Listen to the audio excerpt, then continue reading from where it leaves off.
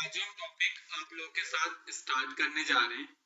इस सेशन में हम लोग आपको बिजी सॉफ्टवेयर के अंदर फाइनेंशियल ईयर चेंज करना बताएंगे। साथ साथ आज हम आपके साथ उन एंट्रियों को डिस्कस भी करेंगे जो हमें एंड ऑफ द डे करनी होती है, जैसे 31 मार्च को। साथ साथ चेंज फाइनेंशियल ईयर करते वक्त जो भी आपकी प्रॉब्लम आती है, आज हम आपके उसके FAQ भी डिस्कस करेंगे।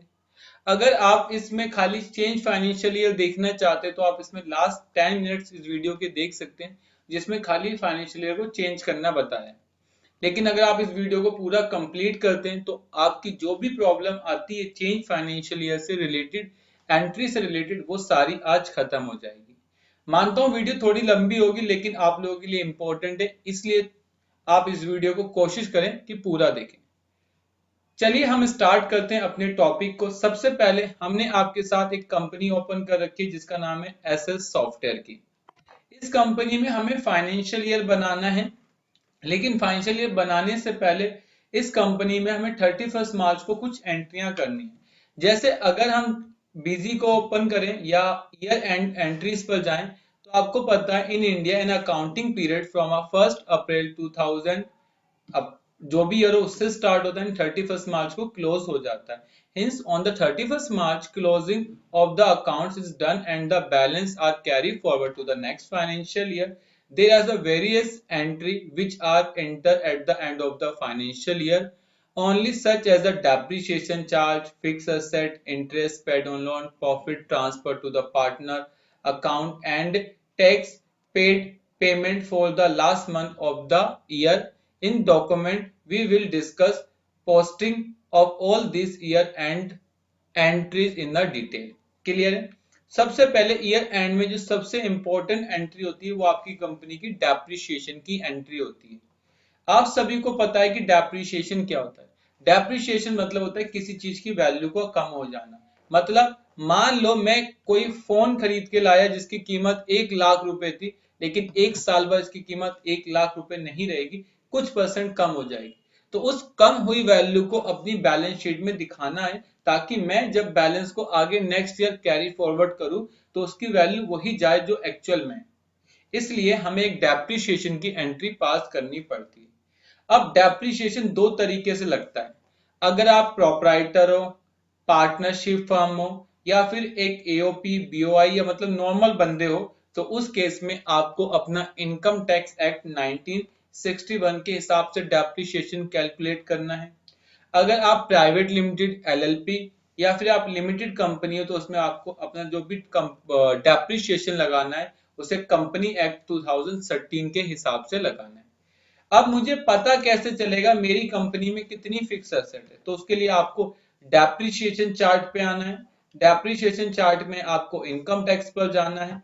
इनकम टैक्स में आपको किसी भी एक फिक्स एसेट्स का नाम डाल के ऊपर करना है।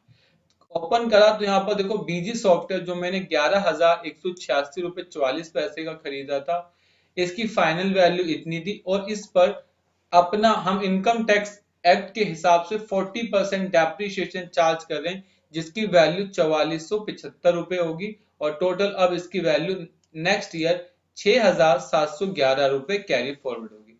अगर हम एचपी प्रिंटर की बात करें तो इसकी वैल्यू 12,118 रुपए 64 पैसे है।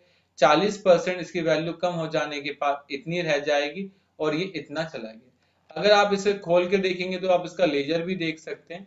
ठीक है, इस तरीके से ये मैंने एंट्री कर दिया आप लोगों के सामने, ये आपको दिख गया होगा। अब हमें क्या करना है, अब इसकी एक एंट्री पास करनी है। दोनों की आप एक साथ भी एंट्री कर सकते हो, अलग अलग भी कर सकते हो। अगर आप एक साथ करना चाहते हो तो आप यहाँ पर 31 मार्च लिखें। सबसे पहले डेप्रिसिएशन अकाउंट को डेबिट करें, क्योंकि डेप्रिसिएशन हमारा खर्चा है और खर्चे हमेशा डेबिट होते हैं। इसके बाद अगर हम देखें तो हमारा टोटल जो डेप्रिसिएशन बनेगा वो 7,384 रुपए का बनेगा। तो हमने 7,384 रुपए डाले, जिसमें से मेरे बीजी की जो वैल्यू कम होगी, बीजी सॉफ्टवेयर की, उसकी वैल्यू 4475 रुपए है और मेरे पास जो एचपी का प्रिंटर है उसकी वैल्यू कम होगी 2,909 रुपए करके हमने इसको सेव कर दिया। अगर हम अपनी बैलेंस शीट को खोलेंगे तो आप बैलेंस शीट में देख सकते हैं कि हमारा जो डेप्रिसिएशन हमने चार्ज करा है उसका इफेक्ट हमें दिख जाएगा। बस हमें इंटर मारना है। इंटर मारने के बाद आपको जाना है प्रॉफिट एंड लॉस अकाउंट पे और यहाँ पर आपको टोटल डेप्रिसिएशन मिल जाए। क्लियर है? ये आपको याद रखना है।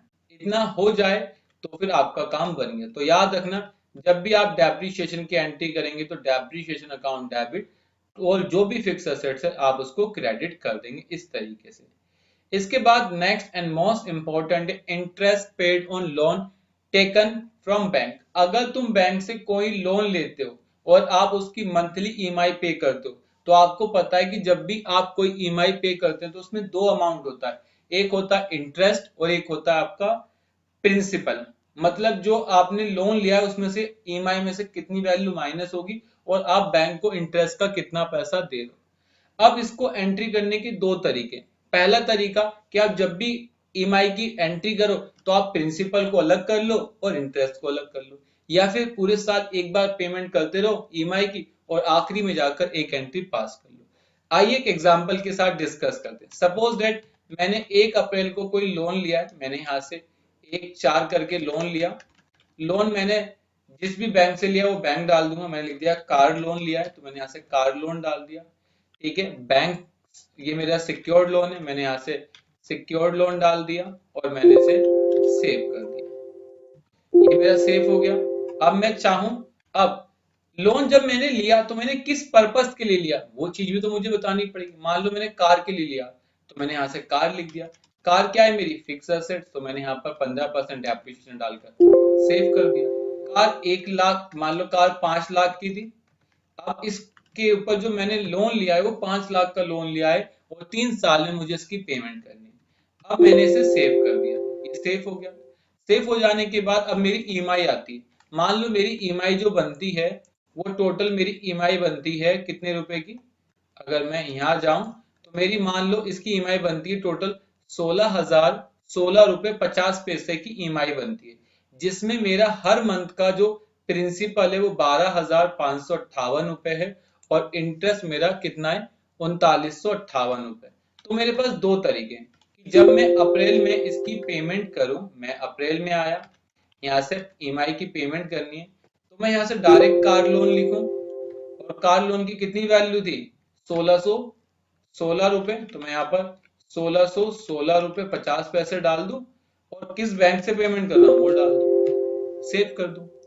एक तरीका ये होता है कि हम इस तरीके से एंट्री करके सेव कर दें। क्लियर? और आप इस तरीके से भी कर सकते हो, कोई दिक्कत नहीं। इस तरीके से आप करके कर रहे हो तो आप इस तरीके से कर दो और फिर बस लास्ट में एंड में जाना, एक एंट्री पास कर देना सिंपल 31 मार्च को। क्या? F3 करके बनाना, interest interest on car loan, group में एक्सपेंस इनडायरेक्ट और सेव कर देना। और जितना भी पूरे साल का लोन बना था वो यहाँ डाल देना, 41,030 रुपए 36 पैसे यहाँ टाइप कर देना और इसमें से किसमें से कम कर देना? इसको कार लोन से कम करके सेव कर देना। ये तरीका है, सॉरी कार लोन से नहीं, जिस बैंक से आपने पेमेंट करी है उस बैंक से कम कर देना। मैं यहाँ से कार लोन का लोन अकाउंट सेलेक्ट करता हूँ और आप यहाँ से एंट्री कर सकते हैं। क्लियर है? हाँ, आप कार लोन से ही करेंगे, बिल्कुल ठीक है, कार लोन से ही एडजस्ट करेंगे। क्लियर? या फिर दूसरा एक तरीका और है, अगर आप इस तरीके से नहीं करना चाहते तो आपके पास एक तरीका बहुत अच्छा है कि आप इस वाली एंट्री को डिलीट कर दें। इसे डिलीट कर दें, आपको हर महीने एंट्री लास्ट में करने की जरूरत ही नहीं है। जब भी आप कार लोन की जितना प्रिंसिपल वैल्यू वो टाइप करो, कितना? 12,058 रुपए 14 पैसे, तो 12,058 रुपए 14 पैसे और जो भी आपका इंटरेस्ट बनता है वो हाथों हाथ एंट्री पास करते जाओ। कितना? 39,058 रुपए 36 पैसे। इस तरीके से करते हुए सेव कर दो। ये एंट्री आपने एक बार कर दी, फिर आपको नेक्स्ट मंथ से हम F12 करके डुप्लीकेट बनाओ, यहाँ से मंथ चेंज करो, ये पास कर दो। तो दो तरीके, या तो साल में एक बार मार दो या फिर हर महीने इस तरीके से करते रहो। अगर आप हर महीने करोगे तो आपको बाद में दिक्कत का सामना नहीं करना पड़ेगा।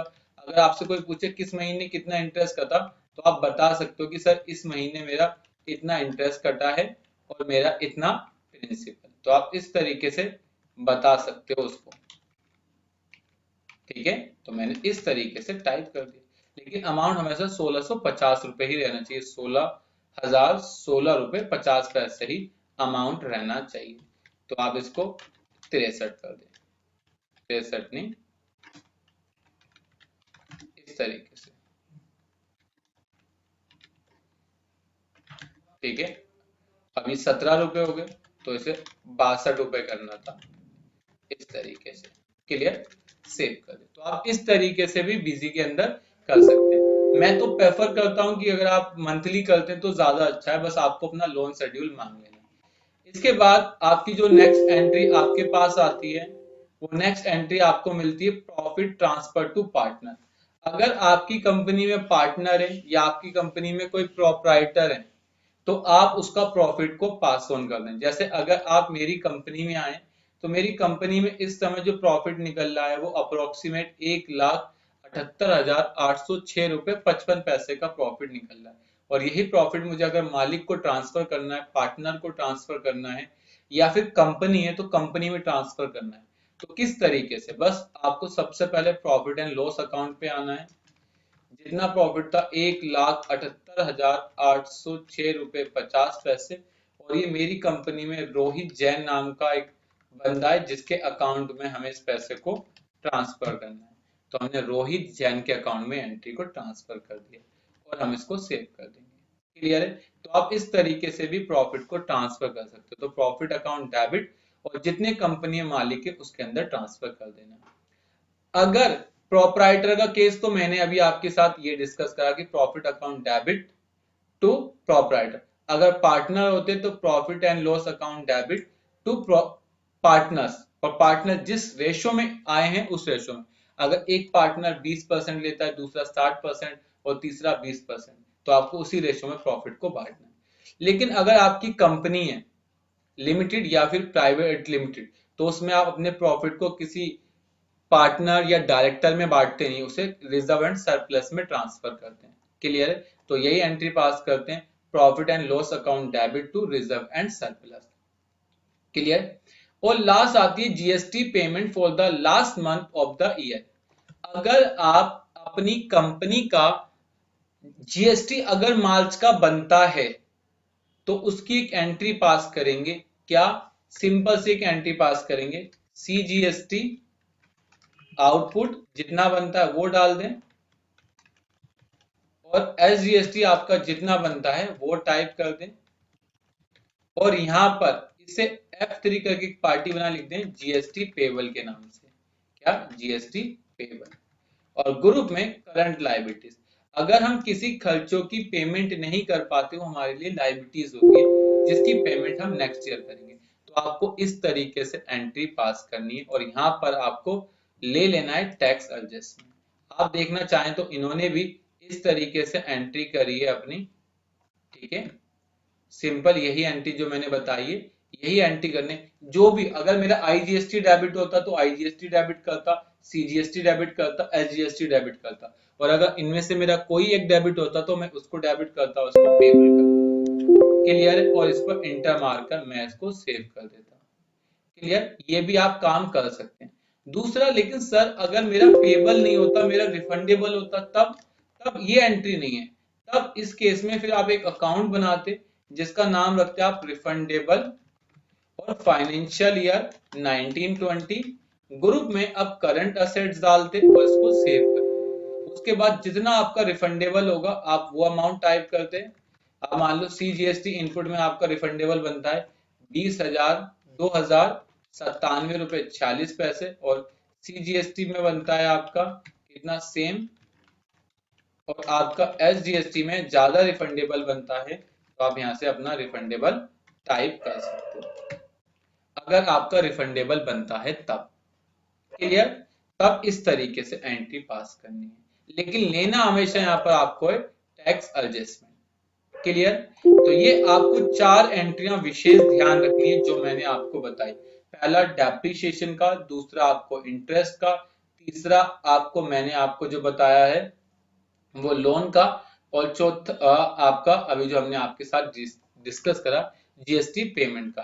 ये हमने आपके साथ चारों एंट्रियों को वन बाय वन डिस्कस कर लिया। इसके बाद अब आपको फाइनेंशियल ईयर चेंज करना है। आपको फाइनेंशियल ईयर चेंज करना है तो आपको चेंज ईयर पे आना है, न्यू ईयर पर जाना है और आप इसे इंटर मार दें। जैसे ही आप इसे इंटर मारेंगे आपका फाइनेंशियल ईयर बनना स्टार्ट हो जाएगा। और जैसे ही जब आपका फाइनेंशियल ईयर बनेगा तो यहाँ पर सबसे पहले एक टॉपिक आएगा बैंक रिकंसिलेशन फ्यूचर। दूसरा मैं बताना भूल गया कि जब आप फाइनेंशियल ईयर चेंज करोगे तो एक टॉपिक होता है जिसका नाम होता है क्रिएट न्यू ईयर ओनली। अगर आप चाहते हैं कि आपका एक नया ईयर बन जाए लेकिन बैलेंस कैरी फॉरवर्ड ना हो तो आप उस पर क्लिक कर दो। साथ साथ आप चाहते हो कि आइटम बन जाए लेकिन उसका बैलेंस कैरी फॉरवर्ड ना हो तो आप इस पर क्लिक कर सकते हैं। अगर आपको खाली ईयर बनाना है, बैलेंस को कैरी फॉरवर्ड नहीं करना। ये ऐसा तब होता है जब हमें आज जैसे 1 अप्रैल है, ऑफिस ओपन हुआ, हमारे पास काम आ गया, अगर हम बैलेंस को ट्रांसफर करने में लगेंगे तो हो सकता है 3 घंटे 4 घंटे खराब हो जाए। तो अपने टाइम को बचाने के लिए हम लोग वहां पर बैलेंस पर क्लिक नहीं करते, मतलब बैलेंस को अपडेट नहीं करते, ओनली मास्टर को कैरी फॉरवर्ड करते हैं। तो उस केस में आप कर सकते हैं, लेकिन मैक्सिमम केस में लोग क्या करते हैं, बैलेंस को चेंज करते हैं। बस आप इसे यस करें। जैसे ही आप बैलेंस को चेंज करेंगे, सबसे पहले अगर आपकी कंपनी में रिकंसिलेशन होगी तो कहता है कि आप रिकंसिलेशन को आगे ले जाना चाहते हो। मैंने कहा यस, ले जाना चाहता हूँ। और जैसे ही देखिए मैं यस करूंगा, अभी एक एक एंट्री को चेक करेगा और सभी को बैलेंस को कैरी फॉरवर्ड करना स्टार्ट कर देगा। क्लियर? जब बैलेंस आपका कैरी फॉरवर्ड हो जाए तो आपका फर्ज बनता है कि आप अपने पिछले बैलेंस को और इस बैलेंस को मैच करें कि जो आपका लास्ट क्लोजिंग बैलेंस था क्या वो आपकी ओपनिंग में शो हो रहा है। अगर ओपनिंग में शो हो रहा है तो अच्छी बात है, और अगर नहीं हो रहा तो आपको गलतियां पता करनी कि ऐसे कौन कौन से सिचुएशन बनी है कि जहां पर हमारा क्लोजिंग बैलेंस और हमारा ओपनिंग बैलेंस में डिफरेंस आ गया, तो आप ये पता भी कर सकते हैं। क्लियर? उसके लिए आपको अभी हम कुछ FAQ डिस्कस करेंगे जो अप्रोक्सीमेट इसी प्रॉब्लम के लिए बनाए गए हैं बिजी के अंदर। तो सबसे पहले अगर हम FAQ की बात करें तो अभी चलिए फाइनेंशियल चेंज हो जाने दीजिए ताकि बहुत सारे FAQ यहीं से आपके सॉल्व हो जाएंगे। और देखिए ये एक एक मास्टर के को कैरी फॉरवर्ड कर रहा है, और साथ साथ मास्टर को कैरी फॉरवर्ड करने के साथ साथ आपको उनके बैलेंस को भी कैरी फॉरवर्ड करना है। क्लियर है? आप इसके अंदर कोई हड़बड़ी नहीं करेंगे, आराम से करेंगे ताकि आपका बैलेंस सही तरीके से कैरी फॉरवर्ड हो सके। क्लियर है? 70% हमारा कंप्लीट हो गया। क्लियर है? जैसे ही आपका बैलेंस कैरी फॉरवर्ड हो जाए तो आप अपने मास्टर को अपडेट पर भी लगा देना। क्यों मास्टर को क्यों अपडेट पर लगा दें? मास्टर को इसलिए अपडेट पर लगा देना ताकि अगर बैलेंस आने में या फिर कैलकुलेशन में कोई भी दिक्कत रह गई हो तो बिजी उसे ठीक कर दे। मैं तो यही करता हूं कि जब आपका बैलेंस कैरी फॉरवर्ड होता है उसके थोड़ी देर बाद मैं मास्टर अपडेट बैलेंस पे लगा देता हूं ताकि मेरी सारी रिपोर्टें सही तरीके से मुझे देख जाएं और बाद में किसी भी प्रॉब्लम का सामना मुझे ना करना पड़े। ठीक है? अभी 85% कंप्लीट हो गया और अप्रोक्सीमेट 1 मिनट्स के अंदर अंदर ये हमारा पूरी तरीके से कंप्लीट हो जाएगा। सर आपका अप्रोक्सीमेट 5 मिनट में हो गया। देखिए मेरे डाटा कम था, अगर आपका डाटा ज्यादा है, दिन में ट्रांजेक्शन काफी होती हैं, साल में आपकी 10,000 12,000 आपकी सेल की, ऐसे परचेज की, रिसीव है, पेमेंट है, तो हो सकता है आपको और भी समय लग जाए। तो आपको बस हड़बड़ी नहीं करनी कि आप कहो कि मैं इसे बाद में कर लूँ, स्टॉप कर दूं। इस तरह की कुछ थिंकिंग ना रखें, थोड़ा सा वेट कर लें ताकि ये सही से हो जाए। उसके बाद तो फिर आपके पास समय समय जैसा काम करना वैसा आप काम कर सकते हैं। बैलेंस कैरी फॉरवर्ड हो गया। बैलेंस कैरी फॉरवर्ड हो जाने के बाद आपके कुछ काम बनते हैं। सबसे पहले आपको अपडेट मास्टर बैलेंस पे आना है और अपनी कंपनी का मास्टर बैलेंस अपडेट करना है। जब आपकी कंपनी का मास्टर बैलेंस अपडेट हो जाए उसके बाद आपको सबसे पहले जाना है डिस्प्ले में, डिस्प्ले के अंदर ट्रायल बैलेंस में, और सबसे नीचे चेक करना है opening trial balance mismatch from previous year. तो अगर आप यहाँ जाके देखो, अगर कोई मिसमैच होगा तो आपका दिख जाएगा कि पुरानी ईयर में आपका ये बैलेंस था और नए ईयर में ये आ रहा है, ये डिफरेंस है। मेरा कोई भी चेंज नहीं हुआ, अगर होता तो यहाँ दिख जाता। क्लियर? साथ साथ अपना स्टॉक स्टेटस जरूर देखना कि आपका स्टॉक दिख रहा है। कई बार बैलेंस सही से कैरी फॉरवर्ड नहीं हो पाता, प्रॉपर है मेरा सारा बैलेंस मुझे दिख रहा है, तो आप ये काम जरूर करना। और डिटेल पर भी चेक कर लो एक बार कि आपको डिटेल भी दिख रही है ना ओपनिंग बैलेंसों की? हाँ जी बिल्कुल दिख रही है। अब ओके, चले ये काम बनता है। लेकिन सर अगर मुझे यहीं खड़े होके पिछले साल की कोई रिपोर्ट देखनी है या किसी पार्टी का लेजर निकालना है तो बहुत इजी है। आप Alt+L करो, यहाँ से पार्टी का नाम टाइप करो, जैसे मुझे कैश का लेजर देखना है, मैंने कैश लिखा, और यहाँ पर 1/4/2018 से लेकर जब भी लेजर है वो देख सकता हूँ। उस पर आप डबल क्लिक करेंगे तो एंट्री खुल जाएगी, लेकिन आप उसमें कोई भी मॉडिफिकेशन नहीं कर सकते। क्लियर? अगर आपको पुराने ईयर में जाना है तो आपको एडमिनिस्ट्रेशन चेंज फाइनेंशियल ईयर पे आना है और उसके बाद इस पर क्लिक कर देना है। जैसे ही आप इस पर क्लिक करोगे ये आपका पुराने ईयर में चला जाएगा और आप देखोगे यहाँ पर आपको शो भी हो जाएगा फाइनेंशियल ईयर 2019 और 20 आपको आ गया। अब आप इसमें जो भी चेंज करते हैं वो चेंज करने के बाद आपको नए ईयर पे आना है 1/4/2020, इस पे इंटर मारना है। जैसे ही आप इस पे इंटर मारेंगे कहेगा आपको बैलेंस अपडेट करना है।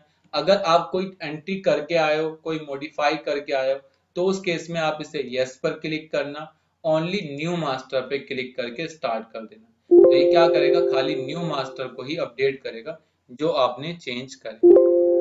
क्लियर? लेकिन सर ऐसा भी तो हो सकता है मैं खाली पुराने ईयर में गया किसी रिपोर्ट को देखने और रिपोर्ट देख के आ गया, तो उस केस में आप पुराने ईयर में जाओ, जो आपको रिपोर्ट देखनी है वो रिपोर्ट देखो, और रिपोर्ट देखने के बाद डायरेक्ट आप चेंज फाइनेंशियल ईयर पे आओ, इस पे एंटर मारो और डायरेक्ट नो कर दो। आप जैसे ही डायरेक्ट नो पर क्लिक करेंगे आप देखिए आप दोबारा उसी ईयर में आ गए, कुछ भी नहीं हुआ। क्लियर है?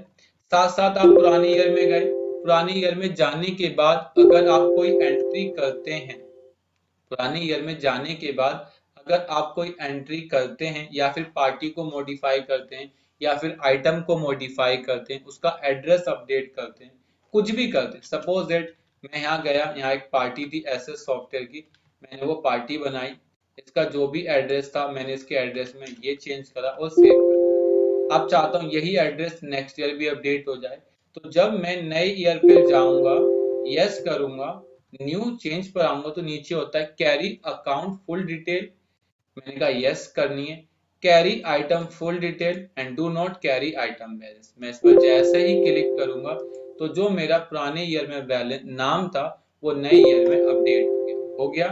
इसके बाद आपको नए ईयर में आना है, यहाँ से मास्टर में जाना है, अकाउंट्स में जाना है और यहाँ से इंटर मार लेना है। जैसे ही आप इंटर मारोगे तो यहाँ से अपडेट हो गया। क्लियर? ये आपको ध्यान में रखना है।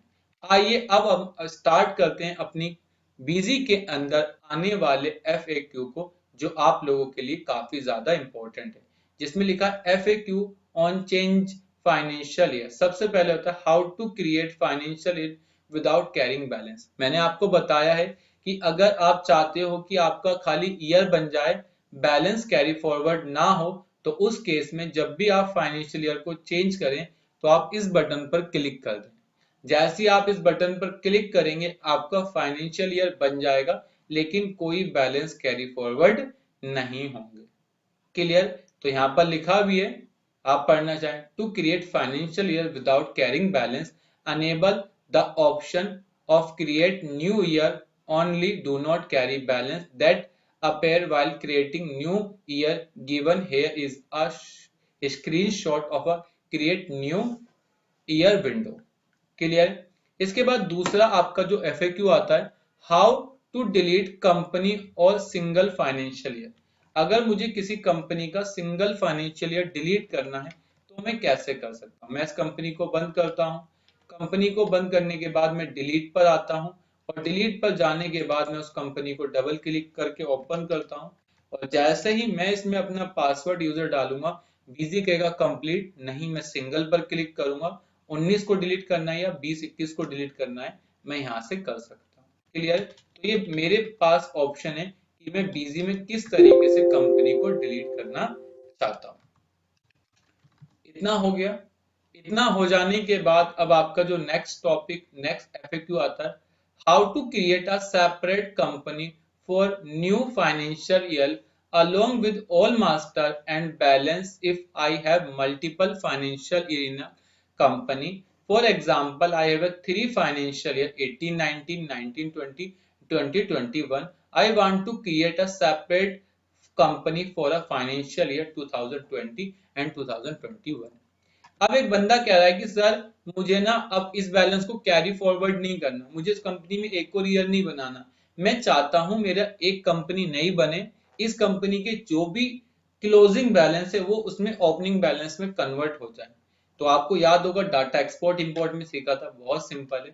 आपको ऐसा करना है, आपको डाटा एक्सपोर्ट इंपोर्ट पे आना है, एक्सपोर्ट डाटा पर जाना है और यहाँ से एक्सपोर्ट डाटा में मास्टर पर क्लिक करना है और ओनली क्लोजिंग बैलेंस, और वही कब तक का, यहाँ पर 31/3 तक का डाल देना है, ठीक है। और बस यहाँ से पाथ दे देना है डेस्कटॉप और ओके करके सेव कर दो, ठीक है। ईयर दिक्कत कर रहा है क्योंकि हम नए ईयर में, तो हमें पुराने ईयर में जाना है, एंटर मारो, आप पुराने ईयर में आ गए।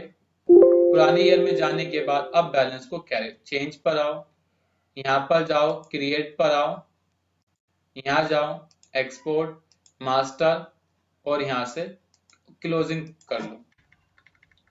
इसके बाद यहाँ से आप तारीख डालो और यहाँ से बैलेंस को कैरी फॉरवर्ड कर दो और स्टार्ट पर क्लिक कर दो। तो आपकी कंपनी की जितने मास्टर, जितनी आइटम होंगी सब चली जाएंगी और नई कंपनी में जाकर उसे इंपोर्ट कर लेना।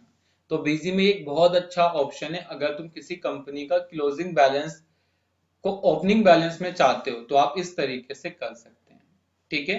तो ये आपको दिख गया, अभी हो जाएगा। इसके बाद चौथा एफएक्यू आता है, देखो इसका आंसर भी लिखा है, ठीक है। इसका देखो आंसर मैंने आपको दूसरे वे में बता दिया और यहाँ पर इन्होंने स्प्लिट कंपनी पर लिखा है कि I want to create separate company for, मैंने अलग वे में बता दिया, मैंने आपका मास्टर क्लोजिंग उठाया और नई कंपनी में ट्रांसफर कर दूंगा। ये क्या कह रहे हैं कि आप उस कंपनी का फाइनेंशियल ईयर स्प्लिट कर सकते हैं। स्प्लिट जानते हैं, स्प्लिट मतलब अलग कर देना। जैसे ये तरीका तो ठीक है, ये भी कर सकते हैं।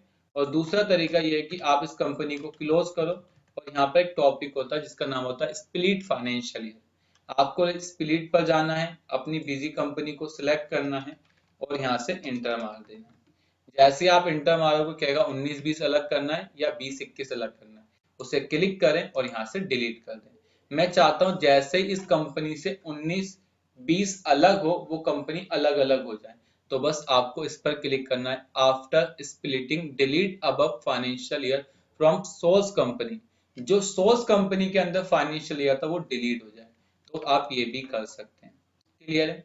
इसके बाद फोर्थ ऑप्शन है, at the time of switching to new year a message box relating bank reconciliation future is showing what is relevant of it। आपको याद होगा जब मैंने अभी बैलेंस को कैरी फॉरवर्ड करा था तो बार बार मुझसे बैंक रिकंसिलेशन का ऑप्शन पूछता है। क्यों पूछता है वो ऑप्शन? वो इसलिए पूछता है क्या आपके लिए बैंक रिकंसिलेशन रेलिवेंट फैक्टर है, और आप सभी जानते हैं कि हर किसी के लिए बैंक रिकंसिलेशन बहुत रेलिवेंट फैक्टर है।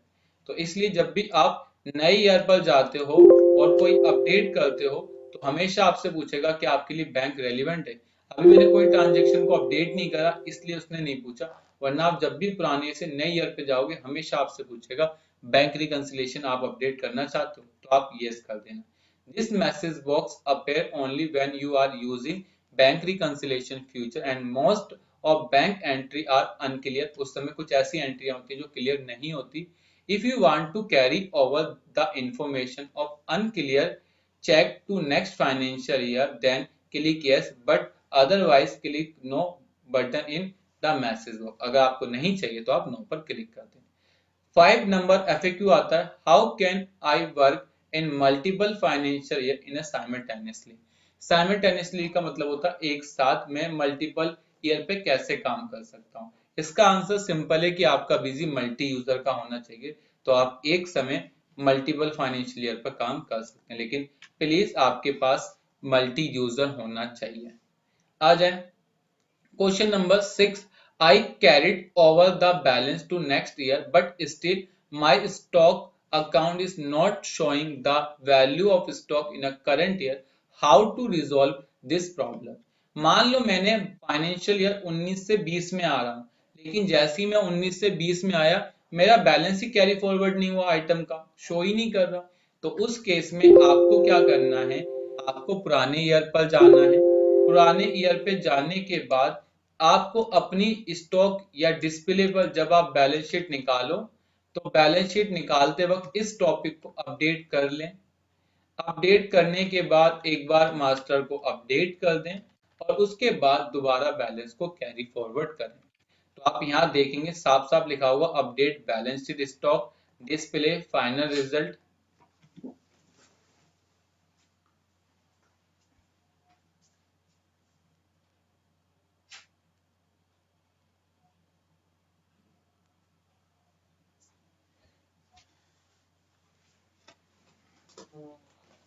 ठीक है, तो आप इस तरीके से अपने बैलेंस को अपडेट कर सकते हैं। 7 नंबर क्वेश्चन है, how carried I carried over the balance to next year but still my party balance does not get carry forward to the current year, how to resolve this problem.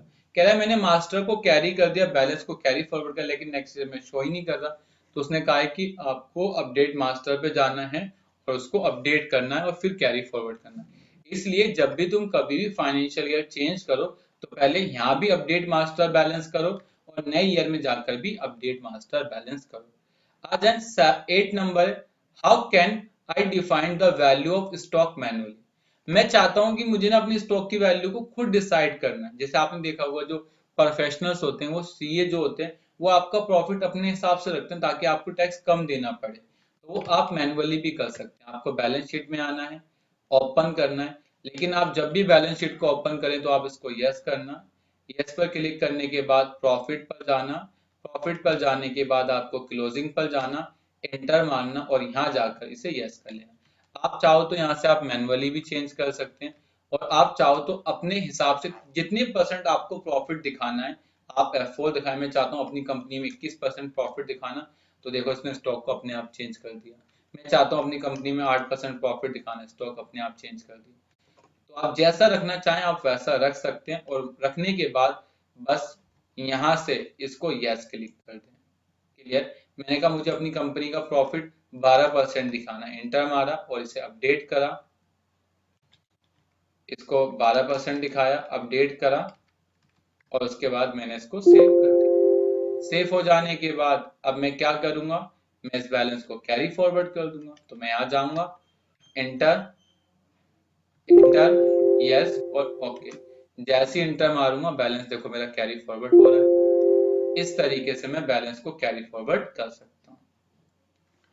ठीक है, इसके बाद आ जाए next, आपका जो FAQ आता है। देखिए जो तरीका मैंने बताया वही तरीका इन्होंने भी डिस्क्राइब किया है। क्वेश्चन नंबर 9 या FAQ 9, I have changed financial year 1 and I carry forward all master. Now I have changed some master detail like party, mobile number, GST number, item price in the last year and I want to carry forward this detail in the next financial year. Common सी बात है जो मैंने आपको बताया कि अगर आप 19-20 में जाते हो और कोई पार्टी को अपडेट करते हो, अपडेट करने के बाद अगर आप नए ईयर में आते हो, एंटर मारना, यस पर क्लिक करना और ओनली इस पर क्लिक कर देना और इसे सेव कर देना। तो आपने जो वहां अपडेट करा वो यहाँ ऑटोमेटिक अपडेट हो जाएगा।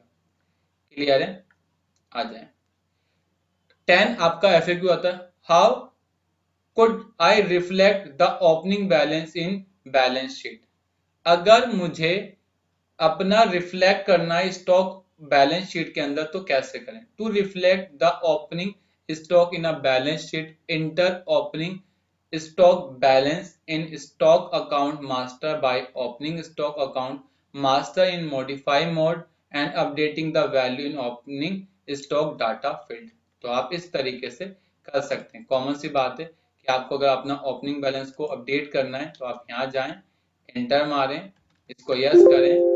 यस करने के बाद आप यहाँ जाकर अपना ओपनिंग बैलेंस को अपडेट कर सकते हैं। ठीक है, जो आपको रखना है आप वो रख सकते हैं। 10 11 I have create a new financial year.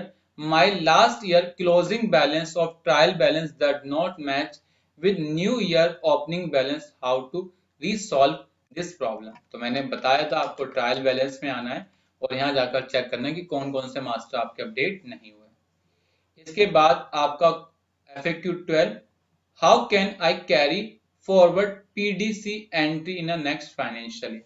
अगर आप चाहते हो कि आपकी जो भी एंट्रियां पीडीसी अभी बची हैं जो क्लियर नहीं, उसको आपको नेक्स्ट ईयर में ले जाना है, तो उसके लिए सिंपल है, आपको पुराने ईयर में जाना है। आप पुराने ईयर में आ गए, ठीक है, शायद मैं नए ईयर में आ गया, मैं पुराने ईयर में जाता हूँ दोबारा, पुराने ईयर में आ गया।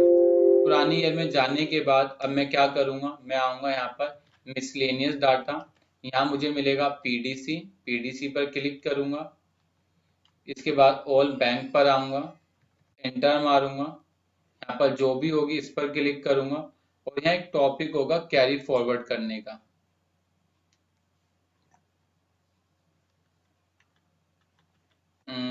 यहाँ पर होगा,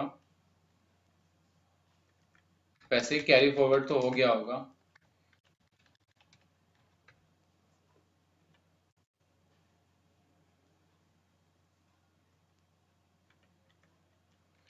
क्या कह रहा है ये कह रहा है कि आपको administration miscellaneous data entry regularise on PDC option. अच्छा, तो आपको मिसलेनियस डाटा एंट्री पर आना है, यहाँ पर वन अकाउंट सेलेक्ट करना है, जो भी आपका अकाउंट है वो सिलेक्ट कर लेना। हमारा आईसीआईडी था, आईसीआई डाला, इसको सिलेक्ट करा और यहाँ से मैंने इसको रेगुलाइज कर दिया, ठीक है। रेगुलाइज करने के बाद on click regularise PDC option and previous year message box appear, click yes button to carry PDC voucher with where entry is previous year but belong to current year, ठीक है। तो बस अब आपको क्या करना है, चेंज पर आना है, 20 पर क्लिक करना है, एंटर मारना है, न्यू बैलेंस पे जाना है, और यहाँ पर आपको इंटर कर देना है दोबारा, यस करना है, चेंज पर जाना है और इंटर मारना है। जैसे ही आप यहाँ से करेंगे, शायद अब आपसे पीडीसी की एंट्री के लिए पूछे, नहीं पूछा, ताकि उसने रेगुलर कर दिया होगा, वरना पूछता ही है, आप एक बार ट्राई कर लेना। अब आपका FAQ नंबर 13 आता है, जो लिखा at the time of switching new year error RTE-1, जिसका मतलब है object variable not set is the showing how to resolve this issue. क्या लिखा है कि अगर आपका ये एरर आता है, आप जब भी नए ईयर बनाते हैं, तो उस केस में इसके दो तरीके हैं। पहला तरीका, shift the data in any other location and then set the data directory. Now change financial year if the problem does not get resolved by following the first step, then follow the second step. कहता है कि अगर आप नए year बनाना चाहते हो और आपका नया ईयर नहीं बनता, तो आपका डाटा जहां से चल रहा है उसे वहां से कॉपी करें, किसी एक नई लोकेशन पे पेस्ट करें और फिर फाइनेंशियल ईयर को चेंज करके देखें। अगर आपका फाइनेंशियल ईयर तब भी चेंज नहीं होता, तो आपको क्या करना है, go to previous year and run rewrite book, switch to new financial year without carrying over the balance, run rewrite book in the current financial year also, और now again switch to previous year and then to current year and carry over the balance. इसका मतलब अगर आप location change करने के बाद नहीं होता, तो आपको 19-20 में जाना है, सबसे पहले आपको रीराइट बुक पर आना है और यहाँ से बैलेंस को रीराइट करना है। जब बैलेंस सारे रीराइट हो जाएं, तो आपको दोबारा नए ईयर पे आना है, इंटर मारना है। जैसे ही आप इंटर मारोगे, तो आपको खाली क्रिएट पर क्लिक करना है। आपको पहले फाइनेंशियल ईयर बनाना है और फिर वैल्यू को क्रिएट करना है। क्लियर है? तो आप इस तरीके की अपनी प्रॉब्लम को सॉल्व कर सकते हैं। क्वेश्चन नंबर आपका 14, how to import last year closing balance as the opening balance in new company. आपको याद है ना, अभी बताया था कि अगर आप अपनी कंपनी का क्लोजिंग बैलेंस को ओपनिंग में ले जाना चाहते हैं तो किस तरीके से। क्लियर है? आपको बस क्या करना है, आपको जाना है यहाँ पर डाटा में, डाटा में जाने के बाद आपको इस पे आना है, एक्सपोर्ट पर करना है, मास्टर पे जाना है और यहाँ से क्लोजिंग डेट डाल दें, किस दिन का आपको क्लोजिंग चाहिए, यहाँ डालकर आप डेस्कटॉप पर सेव कर दें और फिर इंपोर्ट में आने के बाद वहां से इसकी लोकेशन देके नई कंपनी में इंपोर्ट कर लें। तो देखिए, यहाँ भी आपको बताया कि आपको मास्टर में आना है, डाटा में आना है और मास्टर में जाके अपने बैलेंस को कैरी फॉरवर्ड कर लेना है। जब बैलेंस कैरी फॉरवर्ड हो गया और नई कंपनी में जाकर उसको इस तरीके से इंपोर्ट कर लेना है। इसके बाद आपका FAQ नंबर 15 आता है, can I restrict in operate from create new financial year. मैं चाहता हूं, मैं रिस्ट्रिक्शन लगाना चाहता हूं कि मेरा यूजर फाइनेंशियल ईयर ना क्रिएट कर सके। तो उसके लिए आपको सिंपल है, जब भी आप यूजर बनाएंगे तो यहाँ पर एक मैसेज होगा कि वो फाइनेंशियल ईयर क्रिएट कर सके या नहीं। तो ये रहा, क्रिएट कर सके नहीं, आप इसको नो कर दें तो वो फाइनेंशियल ईयर क्रिएट नहीं कर सकता। FAQ number 16. I have a change following configuration and want to carry these change to next financial year. How can do this?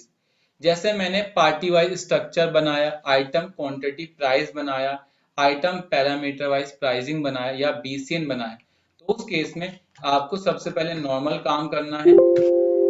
जब आप नॉर्मल से इस ईयर में आओगे, ठीक है, तो आप देखिएगा यहाँ पे एक टॉपिक होगा carry item pricing into financial year 1/4/2020।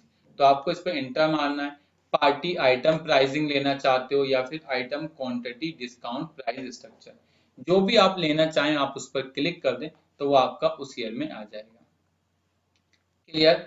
इसके बाद देखिए यही टॉपिक है जो मैंने आपको बताया, ये आपके टोटल FAQ बनते थे जिसमें आपको बीजी के अंदर प्रॉब्लम आ सकती है।